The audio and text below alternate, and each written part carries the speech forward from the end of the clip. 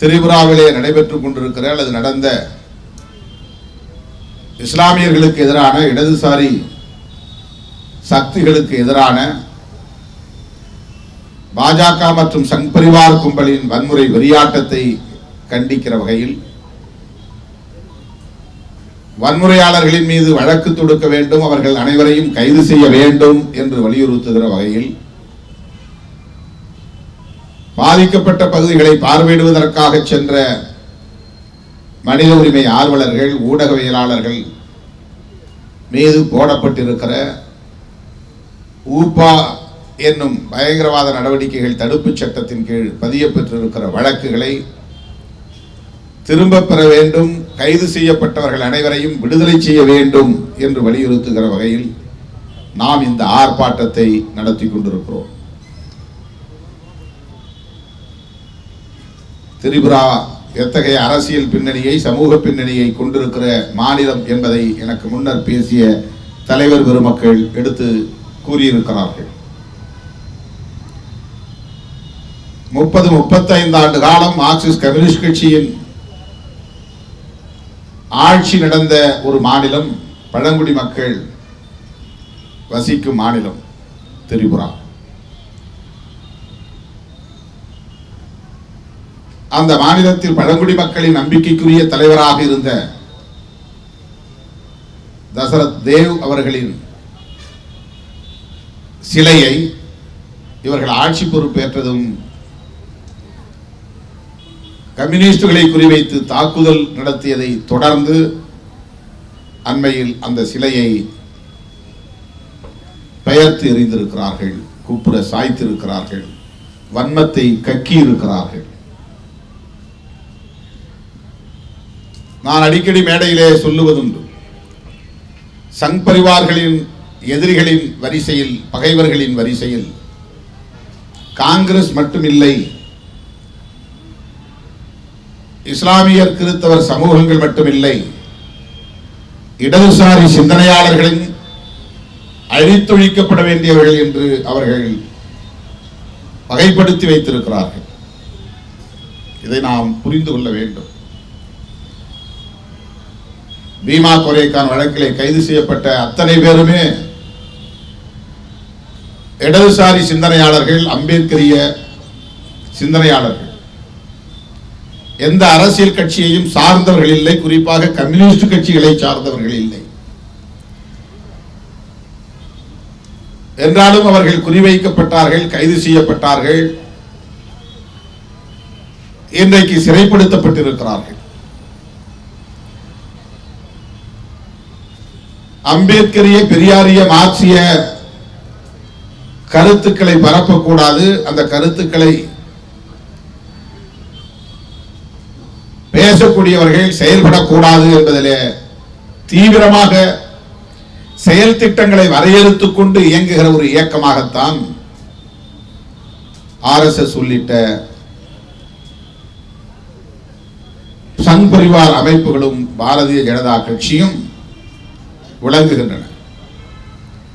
இந்த அடிப்படையை நாம் புரிந்து கொண்டால்தான் திரிபுராவில் நடந்திருக்கிற இந்த வன்முறை வெறியாட்டத்தை கண்டித்து நாம் ஆர்ப்பாட்டம் நடத்த வேண்டிய தேவையை உணர்ந்து கொள்ள முடியும்.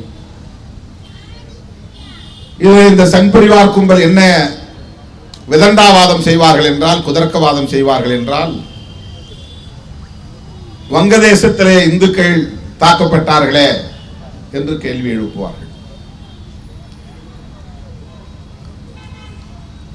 எந்த நாட்டிலும் சிறுபான்மையினரை தாக்கக்கூடாது, சிறுபான்மையினரின் பாதுகாப்பை உறுதிப்படுத்த வேண்டும் என்பதிலே நமக்கு மாற்று கருத்து இல்லை. இஸ்லாமியர்களின் உணர்வுகளை காயப்படுத்தக்கூடிய வகையிலே அவர்கள் பெரிதும் போற்றுகிற குர்ஆனை இழிவுபடுத்தியதை தொடர்ந்து அங்கே வன்முறை வெடித்திருக்கிறது என்று நாம் ஊடகங்களில் பார்க்கிறோம். உடனடியாக அங்குள்ள அரசு, இஸ்லாமிய அரசு மிக வேகமாக களமிறங்கி வன்முறையாளர்களை கைது செய்தது, வன்முறையை கட்டுக்குள் கொண்டு வந்தது.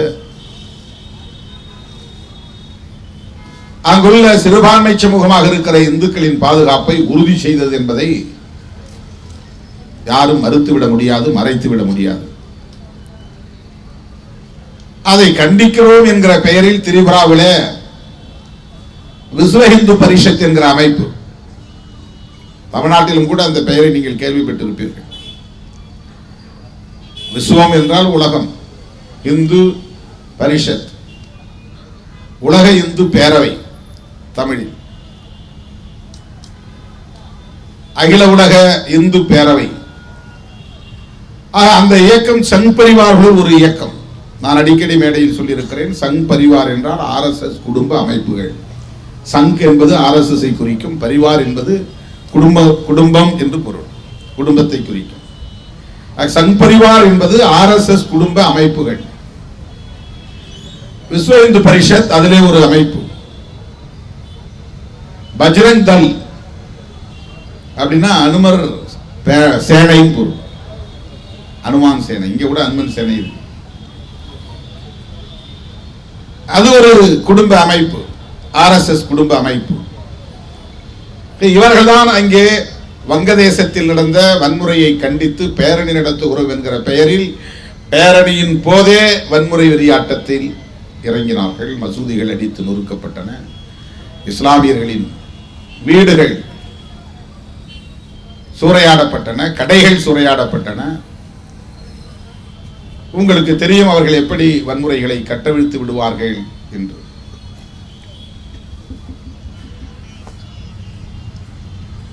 திரிபுரா மாநிலத்தில் 70 விழுக்காடு வங்கதேசத்தில் இருந்து வந்து குடியேறியவர்கள் தான் வசிக்கிறார்கள் என்று ஒரு புள்ளி விவரம் சொல்கிறது. வங்காளிகள். அதில் 80-90 விழுக்காடு இந்துக்கள் என்று சொல்லப்படுகிறது. அங்கிருந்து வந்து குடியேறியவர்களில் அதிகம் இந்துக்கள். வங்கதேசத்தில் இருந்து இந்துக்கள் திரிபுராவுக்கு வந்திருக்கிறார்கள், திரிபுரா மாநிலத்தில் குடியேறி இருக்கிறார்கள். வங்காளிகள் வந்திருக்கிறார்கள், அதில் இந்துக்கள் அல்லாதவர்களும் உண்டு. ஆனால் இந்துக்கள் பெரும்பான்மை. அந்த மாநிலத்தின் பூர்வீக குடிகள் பழங்குடிகள், அவர்களும் இந்துக்கள் தான்.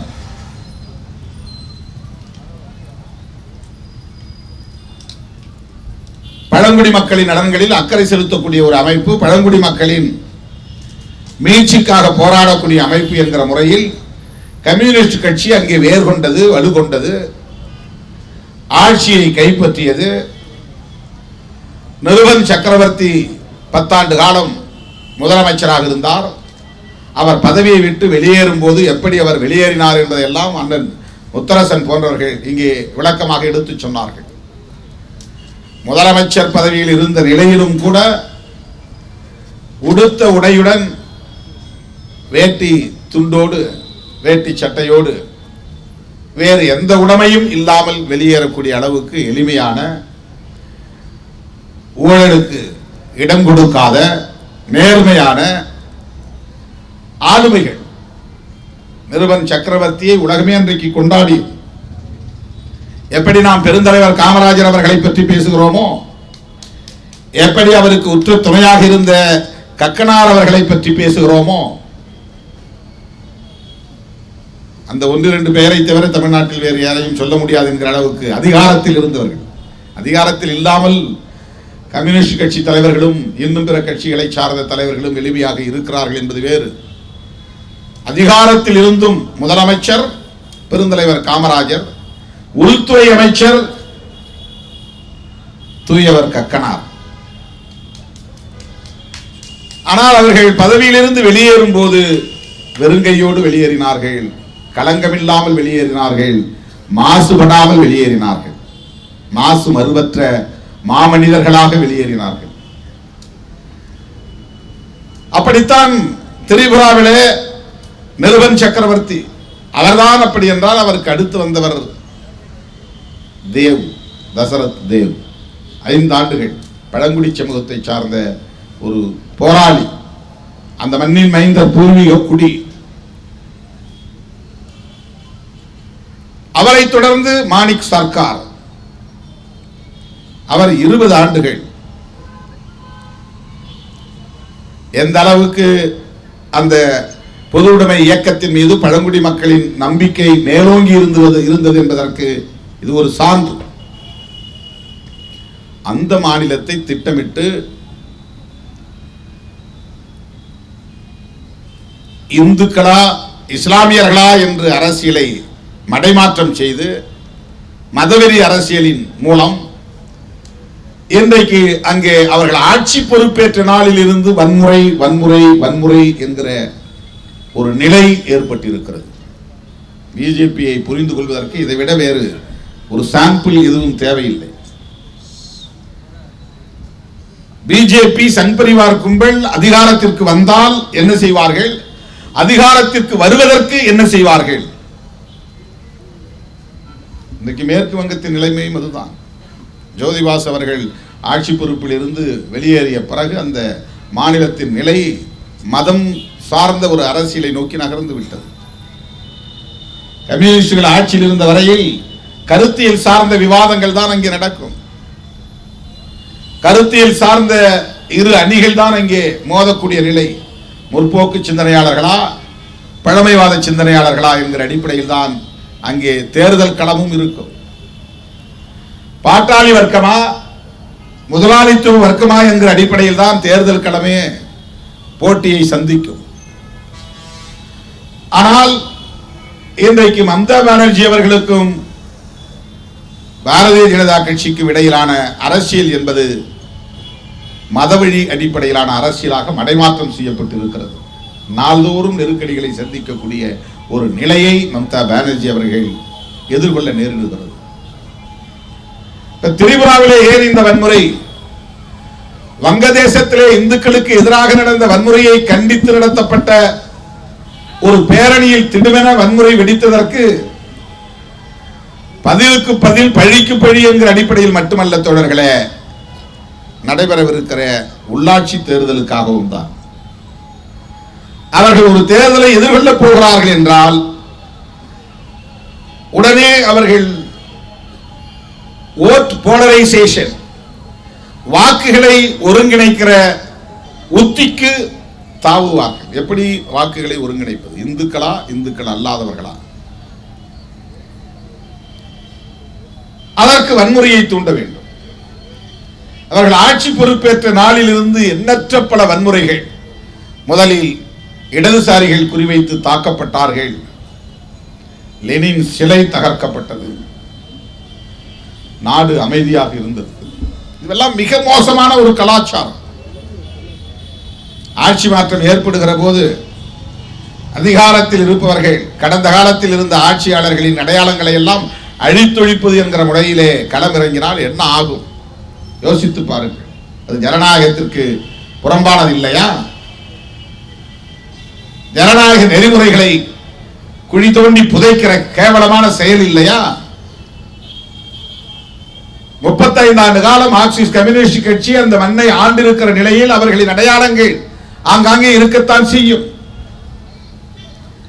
அதை சகித்துக் கொள்வதற்குரிய பெருந்தன்மை மதவெறி கும்பலிடம் இல்லை. திரும்புகிற திசையெல்லாம் ஸ்டாலின் படம். இப்போது இருக்கிற முதல்வர் சொல்லுகிறார், பிப்ளப் குமார் தேபே அவர் பேர், முதலமைச்சர். அவர் சொல்றார், நாம தொடர்ந்து 30 வருஷம் ஆட்சியில் இருக்கிறோம்னா ஒன்னே ஒன்று செய்யுங்க, வீட்டுக்கு வீடு விவேகானந்தர் படத்தை வையுங்கள், நாம் 30 ஆண்டுகள் ஆட்சியில் இருக்கலாம் அப்படின்னு சொல்றார். அதை சொல்லிவிட்டு என்ன சொல்கிறார் என்றால், எந்த பக்கம் திரும்பினாலும் எந்த வீட்டை பார்த்தாலும் ஜோசப் ஸ்டாலின் படங்கள் இருக்கின்றன, ஜோதி பாசு படங்கள் இருக்கின்றன, நிறுவன் சக்கரவர்த்தி படங்கள் இருக்கின்றன. அந்த வன்னியின் மைந்தர்களின் பூர்வீக குடிகளின் இல்லங்கள் தோறும் கம்யூனிஸ்ட் கட்சிகளின் தலைவர்கள் படம் இருக்கிற வரையில் நம்மால் ஆட்சிக்கு வர முடியாது, வந்தாலும் அதை தக்க வைத்துக் கொள்ள முடியாது, தொடர்ந்து நீடிக்க முடியாது. எனவே குறைவாக பேசுங்கள், பொறுமையாக இருங்கள், வீட்டுக்கு வீடு விவேகானந்தர் படத்தை வையுங்கள். அதாவது மதம் என்பதை எப்படி வீட்டிலே கொண்டு போய் சேர்க்க வேண்டும் என்பதற்கு அவர்கள் முன்மொழியக்கூடிய உத்தி. விவேகானந்தரின் நல்ல கருத்துக்களை பரப்புவதற்காக அல்ல. அவர் அதிதீவிர இந்துத்துவவாதி. உலகமெங்கும் இந்து மத கருத்துக்களை பரப்புவதற்காக சென்றவர். சனாதன கருத்துக்களில் நம்பிக்கை உடையவர். ஆனாலும் ராமகிருஷ்ண பரமஹம்சரை போல அல்லது தயானந்த சரஸ்வதி சுவாமிகளை போல சீர்திருத்தங்களை செய்ய வேண்டும் என்று விரும்பியவர். இந்து மதத்தை காப்பாற்ற வேண்டும், இந்த சமூக ஒழுங்கு சீர்குலைந்து விடக்கூடாது, அதே நேரத்தில் இந்துக்களை ஒருங்கிணைப்பதற்கு சில சீர்திருத்தங்களை செய்ய வேண்டும். அப்படி சீர்திருத்தங்களை செய்வதற்காக அவர்கள் பாலிய விவாகம் கூடாது என்ற கருத்துக்களை முன்மொழிந்தது உண்டு. ராஜாராம் மோகன் ராய் போன்றவர்கள், ஆரிய சமாஜத்தை நிறுவிய தயானந்த சரஸ்வதி சுவாமிகள், பிரம்ம சமாஜத்தை நிறுவிய ராஜாராம் மோகன் ராய், இவர்கள் எல்லாம் சின்ன சின்ன சீர்திருத்தங்களை முன்மொழிந்தவர்கள். ஆனால் அதிதீவிரமான சனாதன சக்திகள். விவேகானந்தரும் அந்த வழி வந்தவர். ராமகிருஷ்ண பரமஹம்சரின் சீடர் என்று தன்னை அறிவித்துக் கொண்டவர். உலகமெங்கும் அந்த கருத்துக்களை பரப்பியவர். அவருடைய படங்களை வீட்டுக்கு வீடு வையுங்கள், திரிபுராவில் பிஜேபியின் ஆட்சி 30 ஆண்டுகளுக்கு மேல் நீடிக்கும். அவருடைய நோக்கத்தை நீங்கள் புரிந்து கொள்ள வேண்டும் தோழர்களே. மக்களின் வறுமையை போக்குவதற்காக அவர்கள் சிந்திக்கவில்லை, மக்களை கல்வி அடிப்படையிலே மேம்படுத்த வேண்டும் என்பதற்காக சிந்திக்கவில்லை, மக்களிடத்திலே முற்போக்கான ஒரு கருத்துக்களை பரப்ப வேண்டும் என்கிற எண்ணம் அவர்களுக்கு கிடையாது.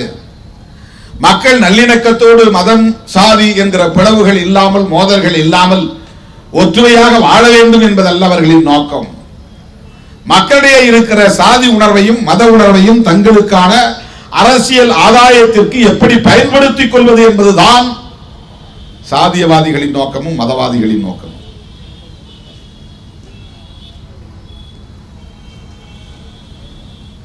நான் அடிக்கடி சொல்லுவதுண்டு, கம்யூனிஸ்ட் கட்சிகளும் திமுக, அதிமுக, காங்கிரஸ் போன்ற கட்சிகளும் தேர்தல் களத்தில் அதிகாரத்திற்காக போட்டியிடுகிறார்கள் என்றாலும் கூட அவர்களோடு பாரதிய ஜனதா கட்சியை தேர்தலில் அதிகாரத்திற்காக போட்டியிடக்கூடிய கட்சி என்று அந்த கட்சிகளோடு பொருத்தி ஒப்பிட்டு பார்த்துவிட முடியாது. அது வெறும் தேர்தலுக்காக, அதிகாரத்திற்காக மட்டுமே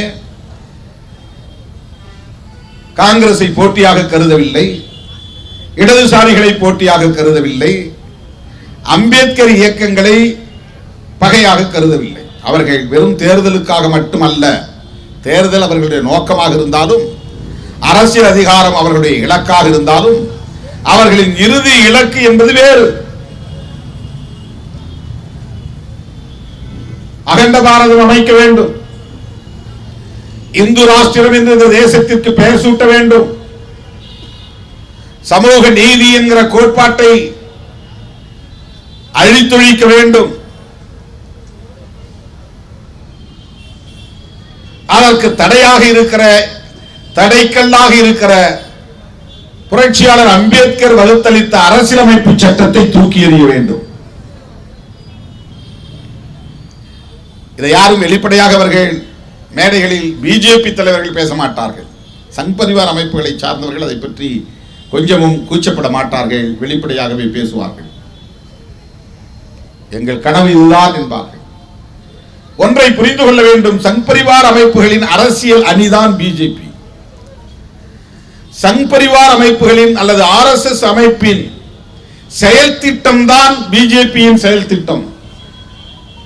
இந்த பார்வையோடு நீங்கள் பிஜேபியை பார்த்தால்தான், ஏன் நாம் பிஜேபியை விமர்சிக்கிறோம் அல்லது பிஜேபியின் நடவடிக்கைகளை கண்டிக்கிறோம், ஏன் அச்சப்படுகிறோம், ஏன் நாம் பதறுகிறோம் என்பதை புரிந்து கொள்ள முடியும். பாரதிய ஜனதா கட்சியின் கொள்கை கோட்பாடுகள் அல்லது செயல் திட்டங்கள் யாவும் பாரதிய ஜனதா கட்சியின் தலைவர்களால் முடிவு செய்யப்படுவதில்லை, RSS இயக்கத்தின் தலைவர்களால் முடிவு செய்யப்படுகிறது.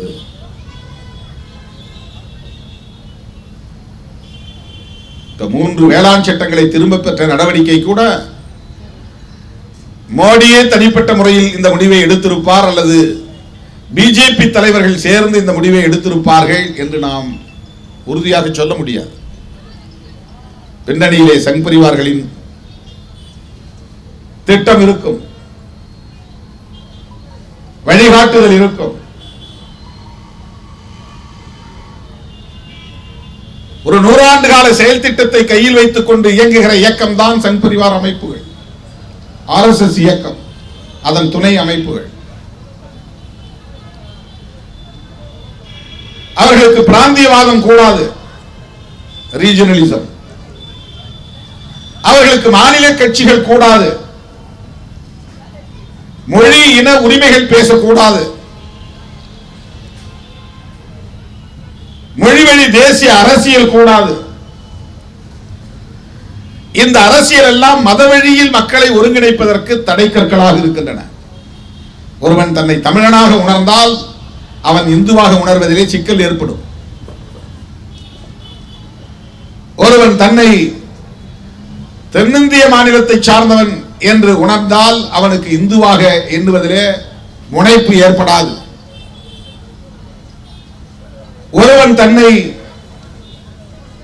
பெரியாரியவாதியாகவோ அம்பேத்கரியவாதியாகவோ உணர்ந்தால் அவன் எந்த காலத்திலும் மத அடிப்படையில் சாதி அடிப்படையில் அடையாளங்களை தேட மாட்டான், அந்த அடையாளங்களை பிடித்து தொங்க மாட்டான். அதனால் அவன் இந்து என்கிற உணர்வை பெற மாட்டான். ஆகவே இந்து என்கிற உணர்வை ஒவ்வொருவருக்கும் ஏற்படுத்துவதன் மூலம் ஆட்சி அதிகாரத்தை கைப்பற்ற முடியும். பெரும்பான்மைவாதம் அடிப்படையில் ஆட்சி அதிகாரத்தை கைப்பற்றி தொடர்ந்து ஆட்சியை தக்க வைப்பதன் மூலம் இந்த அரசியலமைப்பு சட்டத்தை உதறி எறிந்துவிட முடியும், தூக்கி எறிந்துவிட முடியும் என்பதுதான் அவர்களின் கனவு திட்டம். ஆட்சிக்கு வருவது என்பது நம்மை போல கொஞ்ச நாள் அதிகாரத்தில் இருந்து அந்த அதிகாரத்தை சுவைக்கலாம் என்பதல்ல. பிஜேபி காரர்களை அப்படி குறைத்து மதிப்பிட்டு விடாதீர்கள். அவர்கள் வெறும் பவர் மாங்கஸ் அல்ல, அவர்கள் வெறும் அதிகார வெறியர்கள் அல்ல, அவர்கள் சனாதன வெறியர்கள், அவர்கள் சமூக நீதிக்கு எதிரானவர்கள். நீங்க நினைக்கலாம் அரசியல்வாதின்னா பவரை தானே விரும்புவாங்க, ஏதாவது ஒரு பதவி இருந்தா போதும். பதவி என்பது எதற்காக, அதிகாரம் என்பது எதற்காக, ஆட்சி என்பது எதற்காக என்றால் அவர்கள் விரும்புகிற அகண்ட பாரதத்தை அமைக்க வேண்டும். அவர்கள் விரும்புகிற 2000 ஆண்டுகளுக்கு முன்னால் இருந்த சமூக ஒழுங்கை இங்கே மீண்டும் உறுதிப்படுத்த வேண்டும், நிலைப்படுத்த வேண்டும். அதுக்குதான் உங்களுக்கு பவர் வேணும், பொலிட்டிக்கல் பவர். ஆட்சி அதிகாரத்தை கைப்பற்ற வேண்டும், ஆட்சி அதிகாரத்தை தக்க வைக்க வேண்டும், ஆட்சி அதிகாரத்தை பயன்படுத்தி தங்கள் கனவு திட்டங்களை நிறைவேற்ற வேண்டுமானால் இங்கே இந்து என்கிற உணர்வு தூண்டப்பட வேண்டும், அது வலுப்பெற வேண்டும், அது மென்மேலும் நிலை பெற வேண்டும். அதுக்கு அவன் கையாளக்கூடிய ஸ்ட்ராட்டஜி தான் முஸ்லிம் வெறுப்பு, கிறிஸ்தவ வெறுப்பு. உண்மையான அரசியலை சொல்லி மக்களை அணிதிரட்டும் போது உணர்ச்சி வயப்பட மாட்டான். சாதி உணர்ச்சியும் மத உணர்ச்சியும் அவனுக்கு இயல்பிலேயே குருதி ஓட்டத்தில் இருக்கிற காரணத்தினால் அதை அறுவடை செய்து கொள்ள விரும்புகிறான். அந்த உணர்வை பயன்படுத்திக் கொள்ள விரும்புகிறான். மக்களிடத்தில் இயல்பாக இருக்கிற சமூக கட்டமைப்பில் மேலோங்கி இருக்கக்கூடிய அன்றாட வாழ்வில் அவன் எதிர்கொண்டு வருகிற சாதிய மத உணர்ச்சிகளை, அந்த உணர்வுகளை தங்களின் அரசியல் நோக்கங்களுக்கு பயன்படுத்திக் கொள்வது என்கிற ஒரு தொலைநோக்கு திட்டம் சங் பரிவார்களுக்கு இருக்கிறது.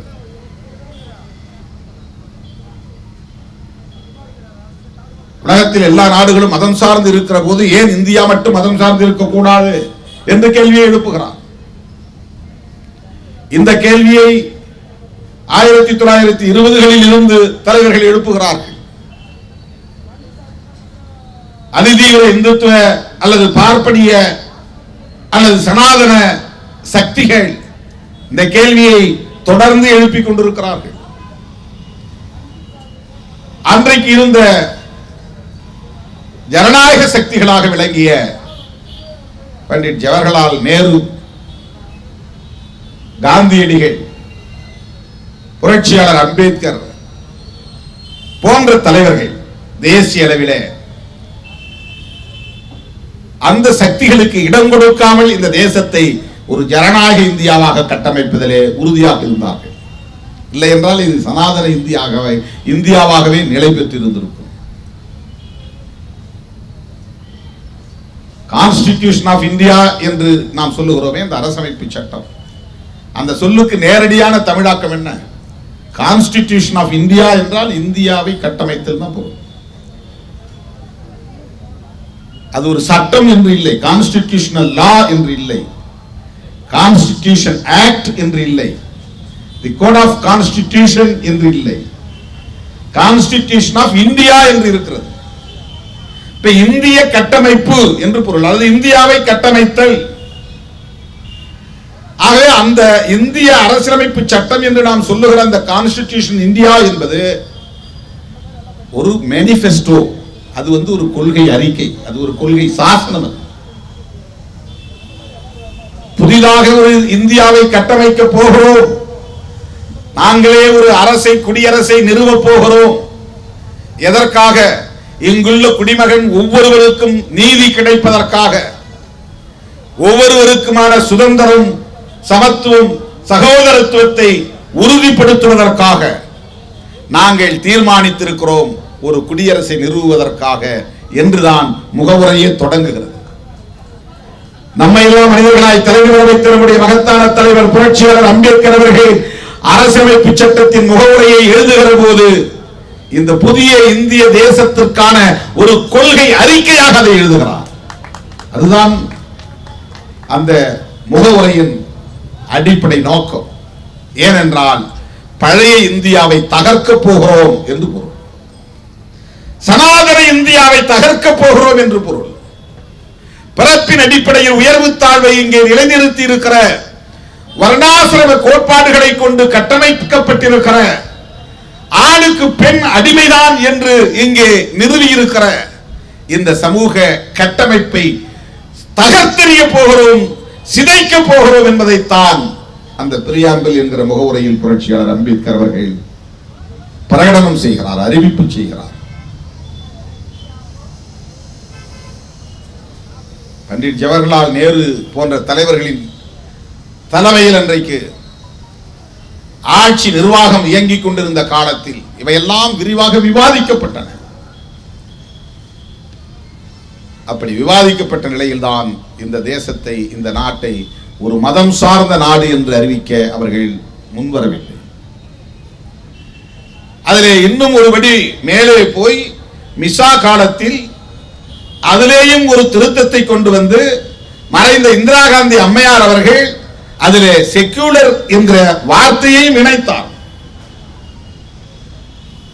இந்த நாடு மதம் சார்ந்து பிளவுபட்டுவிடக் கூடாது என்று தடுப்பதற்காக முயற்சித்த தலைவர்களும் என்ன கருத்து முரண்பாடுகள் இருந்தாலும் காந்தியடிகள் முதன்மையானவர் என்பதை மறந்துவிடக் கூடாது. இந்துக்களும் இஸ்லாமியர்களும் மோதிக்கொண்டு ஒருவருக்கொருவர் பலியாகிக் கொண்டிருந்த நேரத்தில் இஸ்லாமியர்கள் பாதுகாக்கப்பட வேண்டியவர்கள் என்று குரல் கொடுத்ததற்காகவே காந்தியடிகள் சுட்டுக் கொல்லப்பட்டார் என்பதை மறந்துவிடக் கூடாது. இஸ்லாமிய சமூகம் என்றென்றைக்கும் காந்தியடிகளுக்கு நன்றி கடன் பட்டிருக்கிறது என்பதை நான் சுட்டிக்காட்ட கடமைப்பட்டிருக்கிறேன். காந்தியடிகளின் உயிரை பறித்ததற்கு அதுதான் காரணம். அவர் அதிதீவிரமான இந்துத்துவ சிந்தனையாளர், சனாதன கருத்தியலாளர். புரட்சியாளர் அம்பேத்கர் அவர்களுக்கும் காந்தியடிகளுக்கும் அதிலே கடுமையான முரண்பாடு உண்டு, மோதல் உண்டு.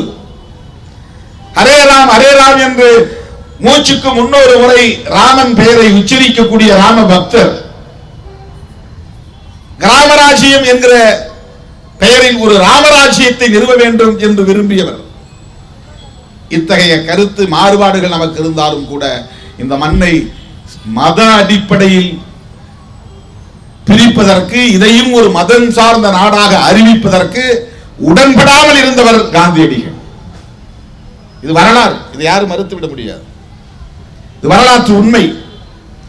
ஆகவே இவர்களின் போராட்டம் என்பது ஆதி காலத்திலிருந்தே, இந்த நாடு விடுதலை பெறுவதற்கு முன்பிருந்தே தொடர்ந்து நடைபெற்றுக் கொண்டிருக்கிறது. கோல்வாக்கர் அவரை தொடர்ந்து அவருக்கு பின்னால் வந்த அத்தனை பேரும் இதைத்தான் இன்றைக்கு பரப்பிக்கொண்டே இருக்கிறார்கள்.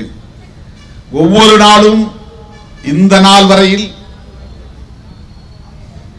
இந்த பணிகளை செய்து கொண்டே இருக்கிறார்கள். நாம் மேடை போட்டு அரசியல் பேசுகிறோம், அவர்கள் வீடு வீடாக சென்று சனாதன கருத்துக்களை பரப்பிக் கொண்டிருக்கிறார்கள். ஆகவே அவர்கள் வெறும் வாக்கு வங்கிக்காக மக்களை திரட்டவில்லை. நம்ம வாக்கு வங்கிக்காக எலெக்ஷன்ல கேம்பெயின் பண்றோம், நாங்க இதை செய்யறோம், இதை செய்ய போறோம், அதை செய்வோம், அது வாக்குறுதிகளை தந்து விவசாயிகளுக்காக இதை செய்ய போகிறோம், தொழிலாளர்களுக்காக இதை செய்ய போகிறோம், மீனவர்களுக்காக இதை செய்ய போகிறோம், உங்களுடைய கோரிக்கைகள் இவை இவை அவற்றை எல்லாம் நாங்கள் கட்டாயம் நடைமுறைப்படுத்துவோம், கல்வியை மேம்படுத்துவோம், வேலை வாய்ப்பை உருவாக்குவோம். இதெல்லாம் தேர்தலுக்கான வாக்குறுதிகள், வாக்கு வங்கியை திரட்டுவதற்கான ஒரு முயற்சி. இது சராசரி அரசியல் கட்சிகளின் அணுகுமுறைகள். ஆனால் பாஜகவினுடைய அணுகுமுறை அவன் தேர்தலுக்கான பிரச்சாரங்களை மட்டுமல்ல, இந்த தேசத்தை மீண்டும் 2000 ஆண்டுகளுக்கு பின்னால் இழுத்துச் செல்லுகிற நச்சு கருத்துக்களை பரப்புகிற ஒரு கேம்பெயின். அதை 24 மணி நேரம் செய்து கொண்டிருக்கிறார்கள். தேர்தல் நேரத்தில் மட்டுமல்ல, நம்மை போன்றவர்கள் தேர்தல் நேரத்தில் மட்டும் பேசுவோம். அவர்கள் அடுத்த தேர்தல் வரும் வரையில் காத்திருக்காமல் ஒரு தேர்தல் முடிந்ததும் அடுத்த நாளில் இருந்தே அடுத்த தேர்தலுக்கான கருத்து பரப்பு நடவடிக்கைகளில் இறங்குகிறார்கள். அந்த கருத்து ஆபத்தானது, அவர்களின் கருத்தியல் ஆபத்தானது. ஆகவே இந்த முஸ்லிம் வெறுப்பு, கிறிஸ்தவ வெறுப்பு என்பது இந்து சமூகத்தின் மீதான பற்றிலிருந்து எழுந்தது என்று கூட சொல்ல முடியாது. இந்து பெரும்பான்மைவாதத்தை பயன்படுத்திக் கொண்டு ஆட்சிக்கு வர வேண்டும் என்பதுதான். ஜிஎஸ்டியால் இந்துக்கள் பாதிக்கப்படவில்லையா? 500 ரூபாய் 1000 ரூபாய் நோட்டுகளால் இந்துக்கள் பாதிக்கப்படவில்லையா? 3 வேளாண் சட்டங்களால் இந்துக்கள் பாதிக்கப்படவில்லையா? அந்த வேளாண் சட்டங்கள் இஸ்லாமியர்களுக்கு மட்டும் பொருந்தும் என்றா எழுதினார்கள்? அந்த வேளாண் சட்டங்கள் கிறிஸ்தவர்களுக்கு மட்டும்தான் என்றா எழுதினார்கள்? வேளாண் சட்டங்களால் விவசாயிகள் பாதிக்கப்படுகிறார்கள் என்றால் விவசாயிகளும் பெரும்பான்மை சமூகமாக இருக்கிற இந்துக்கள் தானே அதிகம், சீக்கியர்கள் மட்டுமா?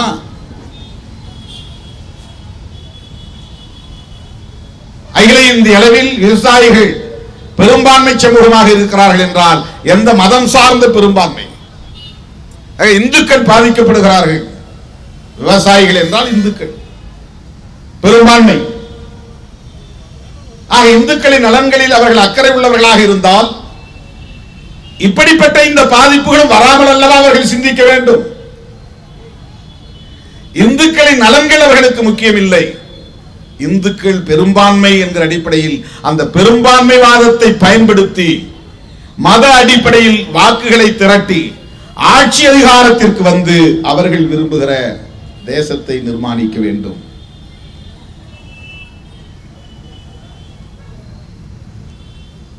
இதனால் எளிய மக்கள் பாதிக்கப்படுவார்கள், சிறுபான்மை சமூகங்கள் பாதிக்கப்படும். இந்திய அரசமைப்பு சட்டம் தகர்த்து வருகிற சனாதன கட்டமைப்பு மீண்டும் உறுதிப்படுத்தப்படும். இன்னைக்கு ஆயுதம் இல்லாத ஒரு புரட்சியை புரட்சியாளர் அம்பேத்கர் எழுதிய அரசியலமைப்பு சட்டம் அவர்களே எண்ணி பார்க்க முடியாத அளவுக்கு நிகழ்த்தி கொண்டிருக்கிறது. ஒரு அமைதி புரட்சியை நிகழ்த்தி கொண்டிருக்கிறது. அந்த சட்டம் தான் சமூக நீதியை பேசுகிறது, அந்த சட்டம் தான் சமத்துவத்தை பேசுகிறது, அந்த சட்டம் தான் சகோதரத்துவத்தை பேசுகிறது. சனாதனத்தில் சகோதரத்துவத்திற்கு இடமில்லை, சனாதனத்தில் சமத்துவத்திற்கு இடமில்லை, சனாதனத்தில் பெண்களின் மீட்சிக்கு இடமில்லை. ஆகவேதான் நான் சமூக நீதி பக்கம் நின்று விமர்சிக்கிறோம், ஜனநாயகத்தின் பக்கம் நின்று நாம் பேசுகிறோம். திரிபுராவில் நடந்த வன்முறை வெறியாட்டம் என்பது இந்த பின்னணியில் இருந்து பார்க்க வேண்டிய தேவை இருக்கிறது என்பதை நான் சொல்ல கடமைப்பட்டிருக்கிறேன். அது தமிழ்நாட்டுக்கும் விரிவுபடுத்தப்பட இருக்கிறது தோழர்களே. அந்த வேலைகள் இங்கே மும்முரமாக நடைபெற்றுக் கொண்டிருக்கின்றன. மெல்ல மெல்ல இங்கே வலிமை மிக்க சக்திகளாக வளர்ந்து வந்தவர்களை எல்லாம் அவர்களின் நச்சு அரசியலால் நீர்த்து போய் கொண்டிருக்கிறார்கள். இன்னைக்கு அண்மையில் ஒரு பேட்டியில் நான் சொன்னேன், ராமதாஸை பத்தி நீங்க என்ன நினைக்கிறீங்க அப்படின்னு கேட்டாங்க. அவர் தொடக்க காலத்தில் தன்னை ஒரு மார்க்சிஸ்டாக, தன்னை ஒரு பெரியாரிஸ்டாக, தன்னை ஒரு அம்பேத்கரிஸ்டாக பெரியாரியவாதியாக, அம்பேத்கரியவாதியாக, மார்க்சியவாதியாக காட்டிக்கொண்டவர். அப்படியே அதை தொடர்ந்திருந்தால், இந்த சமூக நல்லிணக்கத்தை அவர் பேணி பாதுகாத்திருந்தால், அகில இந்திய அளவில் இந்த சமூக நீதி சமூகங்களை எல்லாம் ஒருங்கிணைக்கிற முயற்சியை மேற்கொண்டிருந்தால், இன்னொரு காஞ்சிராமை போல அவர் தேசிய அளவில் வளர்ந்திருப்பார். அந்த வாய்ப்பை அவர் இழந்துவிட்டார்.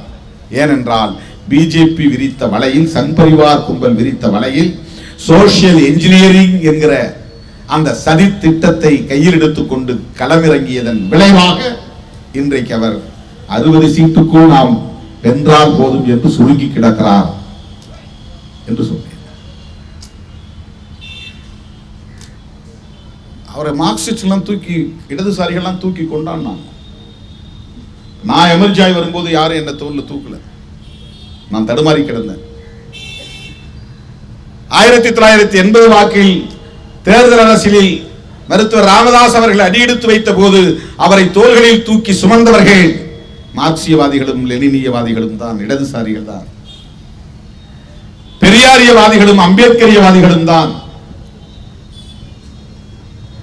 நமக்கு ஒரு மாற்று தலைவர் கிடைத்து விட்டார், திமுக அதிமுக கட்சிகளுக்கு மாற்றாக இவரை உயர்த்தி பிடிப்போம் என்று உயர்த்தி பிடித்தார்கள். அவரும் அப்படி ஒரு தோற்றத்தை கொடுத்தார், நம்பிக்கையை தந்தார்.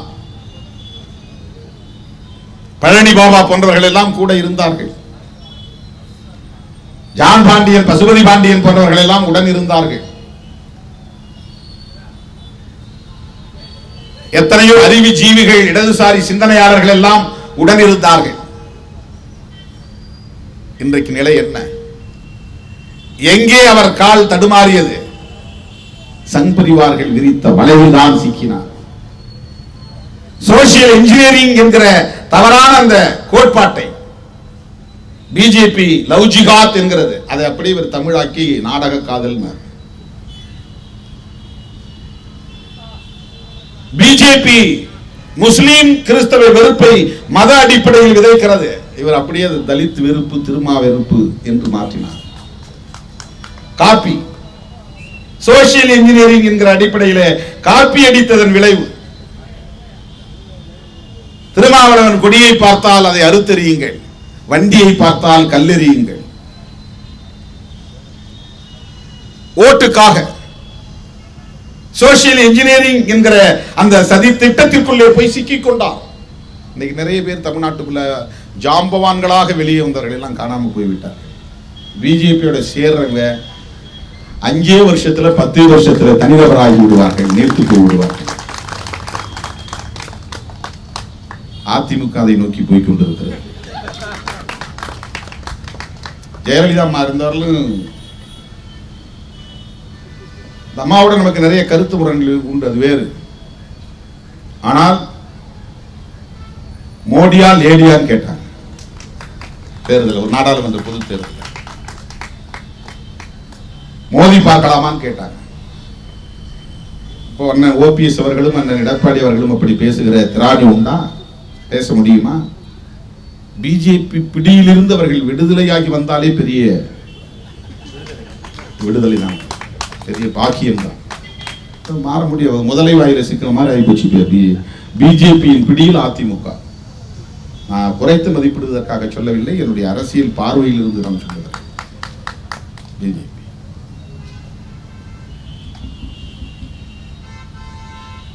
அவர்கள் உடன் இருந்து பயணிக்கக்கூடியவர்களை மெல்ல மெல்ல விழுங்கி அவர்களை நிறுத்து போக செய்வதற்கு எத்தனையோ பல சான்றுகளை சொல்ல முடியும். ராம்விலாஸ் பாஸ்வான் அவர்களின் கட்சியை இன்றைக்கு ஒன்றுமில்லாமல் செய்து விட்டார்கள். அவன் தம்பியையும் மகனையும் பிரிச்சுட்டாங்க. நிதிஷ்குமார் களங்கமில்லாத கரைபடாத ஒரு தலைவர் என்கிற பெயரை பெற்றிருந்தார். இன்றைக்கு அவரை பற்றி பேசுவதற்கான நிலையே இல்லை என்கிற ஒரு சூழல் உருவாகிவிட்டது. சிவசேனா விழித்துக் கொண்டது மகாராஷ்டிராவில். நீயா நானா மோதி பார்க்கலாம் என்கிற நிலையை அவர்கள் எடுத்து விட்டார்கள். பஞ்சாபில் இருந்த சிரோமணி அகாலிதள், இன்னும் சில கட்சிகள் அமைச்சரவையிலே இடம்பெற்றிருந்தார்கள், பிஜேபியோடு சேர்ந்து நின்றார்கள். வேளாண் சட்டங்களை அவர்களால் தடுக்க முடியவில்லை, வெளியேறிவிட்டார்கள். ஆனால் அவங்க இந்த தேர்தலில் என்ன நிலைமைக்கு ஆளாவாங்கன்னு தெரியல, பிஜேபியோட சேர்ந்ததுனால. இதையெல்லாம் நான் சொல்லுவதற்கு காரணம், பாரதிய ஜனதா கட்சியின் மீது தனிப்பட்ட முறையிலே இருக்கிற கோபமோ வெறுப்போ அல்ல, அவர்களின் உள்ளீடான அரசியலை உணர்ந்ததால் சுட்டி காட்டுகிறேன். அவர்களின் தொலைநோக்கு அரசியல் பார்வையை புரிந்து கொண்டதால் சுட்டி காட்டுகிறேன். அம்பேத்கர் பார்வையில், பெரியார் பார்வையில், மார்க்சிய பார்வையில் அவர்களை உற்று நோக்குவதால் சுட்டி காட்டுகிறேன். நீங்க பெரியார் பார்வையில் பார்த்தாலும் புரிந்து கொள்ள முடியும், அம்பேத்கர் மார்க்ஸ் பார்வையில் பார்த்தாலும் இவர்களை புரிந்து கொள்ள முடியும். காங்கிரஸ் இல்லாத இந்தியா, இடதுசாரிகள் இல்லாத இந்தியா, எவ்வளவு பெரிய எதேச்சதிகாரமான போக்கு. கழகங்கள் இல்லாத தமிழகம், காங்கிரஸ் இல்லாத இந்தியா, கழகங்கள் இல்லாத தமிழகம். என்ன பொருள்? நீ யோசிச்சு பாருங்க. கடந்த தேர்தலில் தப்பி தவறி அதிமுக ஆட்சிக்கு வந்திருந்தால் இன்றைக்கு தமிழ்நாட்டின் முதலமைச்சர் எச் ராஜா தான்.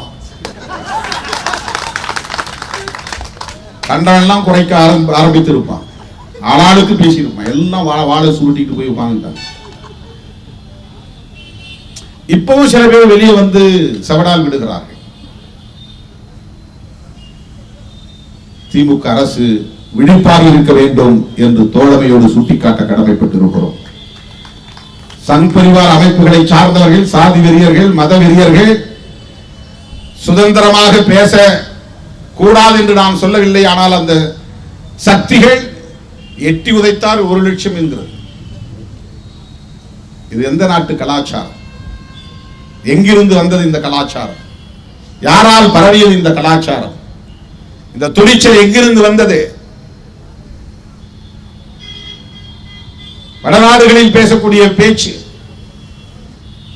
சங் பரிவார் கும்பல் பேசக்கூடிய பேச்சு தமிழ்நாட்டில் பிரதிபலிப்பதற்கு காரணம் இங்குள்ள சாதியவாத மதவாத சக்திகள் பிஜேபியோடு கொண்டிருக்கிற உறவுதான், நட்புதான். தமிழ்நாட்டை பாதுகாத்தாக வேண்டும் என்கிற அடிப்படையிலே அந்த பொறுப்புணர்வோடு தான் நாம் சுட்டி காட்டுகிறோம். எனவே திரிபுராவிலே இன்றைக்கு அவர்கள் வன்முறையில் ஈடுபட்டதற்கு, வங்கதேசத்தில் நடந்த இந்துக்கள் மீதான வன்முறையை கண்டிப்பதற்காக என்கிற அடிப்படையில் மட்டுமல்ல, திரிபுராவை எப்போதும் இந்துக்கள் முஸ்லிம்கள் என்கிற அரசியல், இருமுனை அரசியல் அடிப்படையிலே தக்க வைத்துக் கொள்ள வேண்டும் என்பதுதான். அவர்கள் இந்தியாவையே அப்படித்தான் மாற்ற வேண்டும் என்று விரும்புகிறார்கள். இந்துக்களா சிறுபான்மையினரா? எல்லா மாநிலங்களிலும் இது போன்ற அரசியலையே தொடர்ந்து அவர்கள் விதைக்கிறார்கள். இந்த இடத்திலே நாம் இஸ்லாமியர்களுக்காக பேசுகிறோம் அல்லது கிறிஸ்தவர்களுக்காக பேசுகிறோம் என்று புரிந்து கொள்ளக்கூடாது. இஸ்லாமியர்களுக்காக பேசுவது உண்மைதான், கிறிஸ்தவர்களுக்காக பேசுவது உண்மைதான். ஆனால் அதைவிட முக்கியமானது இந்த சனாதன கும்பலின் நச்சு அரசியல் ஆபத்தானது என்பதுதான், ஜனநாயகத்திற்கு எதிரானது என்பதுதான். புரட்சியாளர் அம்பேத்கர் அவர்கள் வகுத்தளித்திருக்கிற இந்திய அரசமைப்பு சட்டத்திற்கு எதிரானது என்பதுதான்.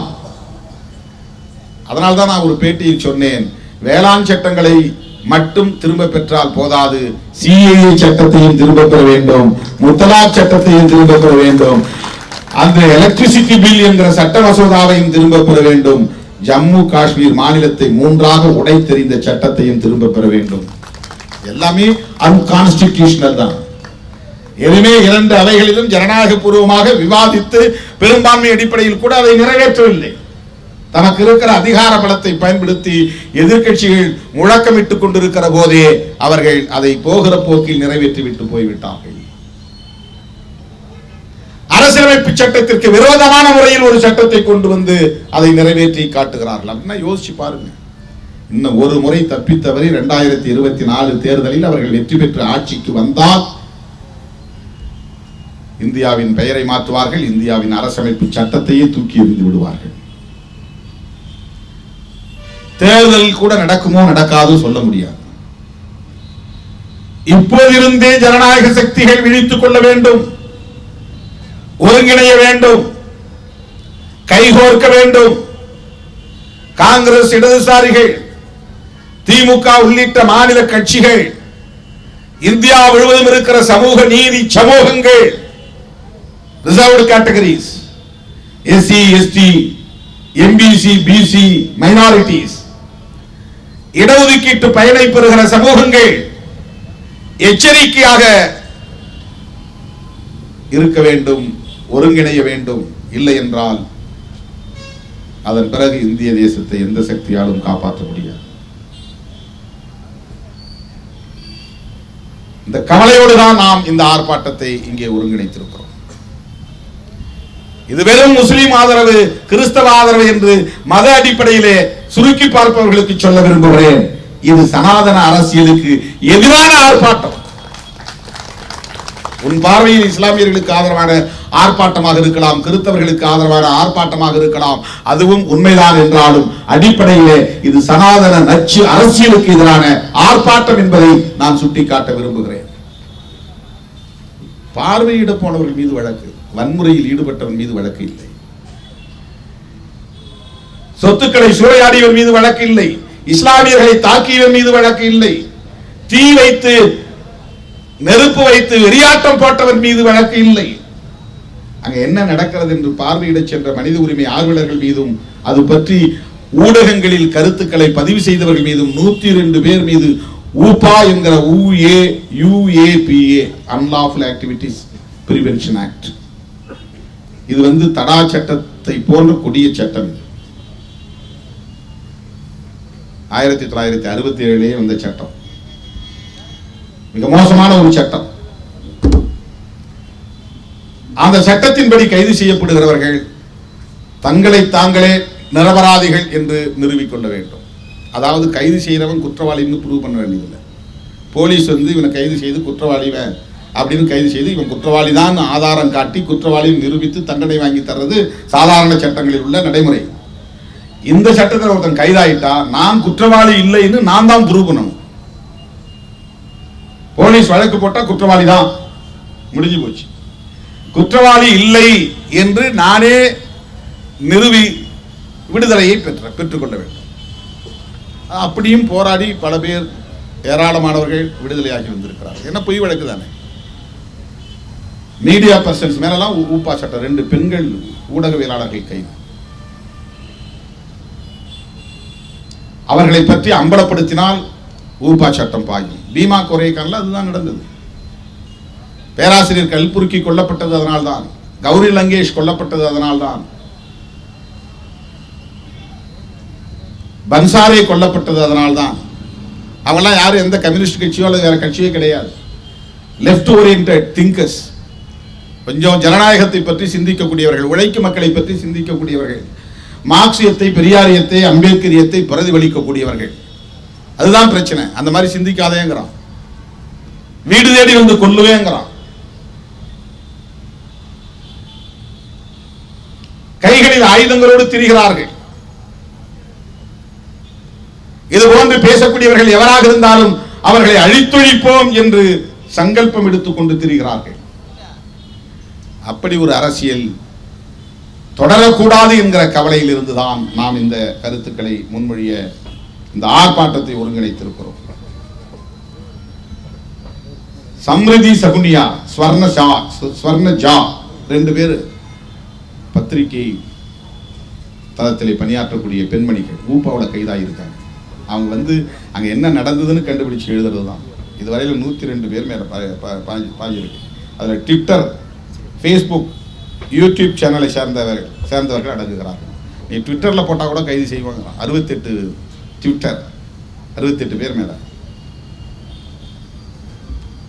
திரிபுராவிலே என்ன நடக்கிறது?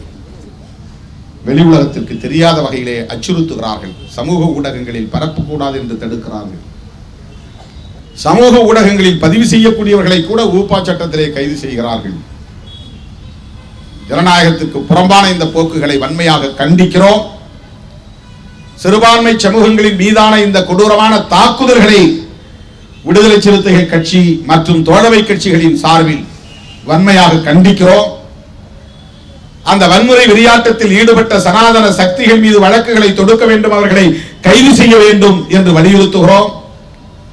ஓபா சட்டத்தின் கீழ் கைது செய்யப்பட்டவர்களை விடுதலை செய்ய வேண்டும், அந்த வழக்குகளில் இருந்து அனைவரையும் விடுவிக்க வேண்டும் என்றும் இந்த மாபெரும் ஆர்ப்பாட்டத்தின் ஊடாக வலியுறுத்தி நம்முடைய அழைப்பை ஏற்று வருகிற இந்த தலைவர் பெருமக்கள் அனைவருக்கும் நன்றி கூறி, என் உயிரின் உயிரான விடுதலை சிறுத்தைகளுக்கும் நன்றி கூறி விடைபெறுகிறேன். நன்றி, வணக்கம்.